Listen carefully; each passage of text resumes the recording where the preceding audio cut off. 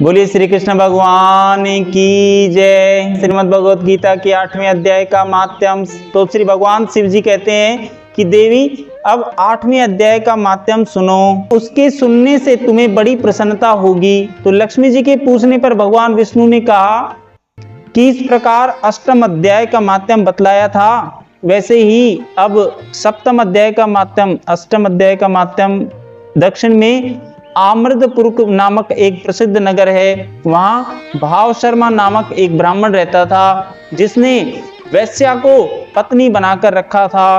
वह मांस खाता, मदिरा पीता, श्रेष्ठ पुरुषों का धन चुराता, पराई स्त्री से व्यभिचार करता और शिकार खेलने में दिलचस्पी रखता था। वह बड़े भयानक स्वभाव का था और मन में बड़े बड़े हौसले रखता था। एक दिन मदिरा पीने वालों का समाज जुटा हुआ था। उसने भाव शर्मा को भरपेट ताड़ी पी और खूब गले तक उसे चढ़ाया और अतः अजीर्ण से अत्यंत पीड़ित होकर के वह पापात्मा कालवश में मर गया और वह बहुत ही बड़ा ताड़ का वृक्ष उत्पन्न हो गया। उसकी घनी और ठंडी छाया का आश्रय लेकर एक ब्रह्मा राक्षस भाव को प्राप्त हुई कोई पति पत्नी वहां रहा करते थे। उनके पूर्व जन्म की घटना इस प्रकार है। एक कुशीबल नामक ब्राह्मण था, जो वेद वेदांग के मंत्रों का ज्ञाता, संपूर्ण शास्त्रों के अर्थ का विशेषज्ञ और सदाचारी था। उसकी पत्नी का नाम था कुमति और वह बड़े खोटे विचार की थी। वह ब्राह्मण विद्वान होने पर भी अत्यंत लोभवश अपनी स्त्री के साथ प्रतिदिन भैंस, कालपुरुष और घोड़े आदि सब बड़े दानों को ग्रहण किया करता था, परंतु दूसरे ब्राह्मणों को दान में मिली हुई कौड़ी भी नहीं देता था।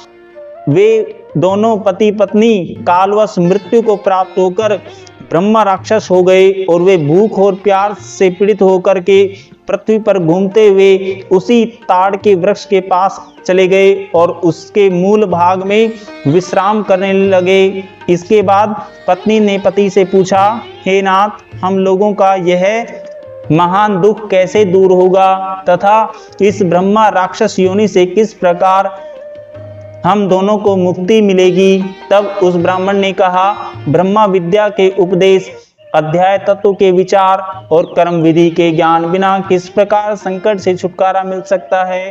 तो यह सुनकर पत्नी ने पूछा कि हे त्रत ब्रह्मा, किम अध्यायम एवं कर्म पुरुषोत्तम वह ब्रह्मा क्या है, अध्याय क्या है और कर्म कौन सा है? उसकी पत्नी इतना कहते ही जो आश्चर्य की घटना घटित हुई उसको सुनो। उपर्युक्त वाक्य गीता के 8वें अध्याय का आधा श्लोक था। उसके स्वर्ण से ही सुनने से ही वृक्ष उस समय ताड़ के रूप को त्याग कर भाव शर्मा नामक ब्राह्मण हो गया और तत्काल ज्ञान होने से विशुद्ध चित्त होकर के वह पाप के चोले से मुक्त हो गया तथा उस आधे श्लोक के से ही माध्यम से उसके पति पत्नी भी मुक्त हो गए।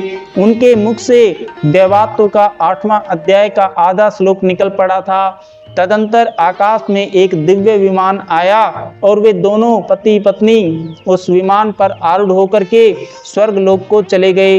वहां का सारा वृतांत अत्यंत आश्चर्यजनक था। उसके बाद उस बुद्धिमान ब्राह्मण भाव शर्मा ने आदर पूर्वक उस आधे श्लोक को लिखा और देव जनार्दन की आराधना करने की इच्छा से वह मुक्तिदायिनी काशीपुरी में चला गया।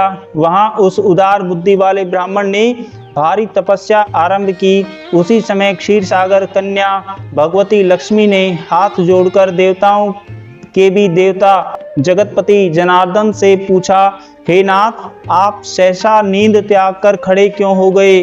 तो श्री भगवान बोले, देवी, काशीपुरी में भागीरथी के तट पर बुद्धिमान ब्राह्मण भाव शर्मा मेरे भक्ति रहस्य से और परिपूर्ण होकर अत्यंत कठोर तपस्या कर रहा है। वह अपनी इंद्रियों को वश में करके गीता के 8वें अध्याय के आधे श्लोक का जप करता है। मैं उसी की तपस्या से बहुत संतुष्ट हूँ, प्रसन्न हूँ। बहुत देर से उसकी तपस्या के अनुरूप फल का विचार कर रहा हूँ।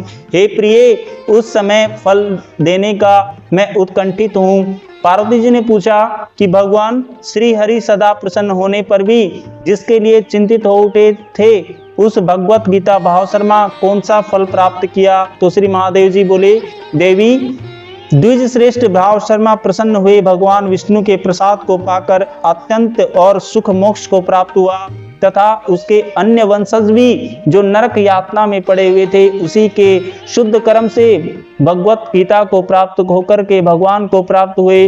तो पार्वती, ये 8वें अध्याय का माध्यम थोड़े में ही तुम्हें बताया है, इस पर सदा विचार करते रहना चाहिए। बोलिए श्री कृष्ण भगवान की जय।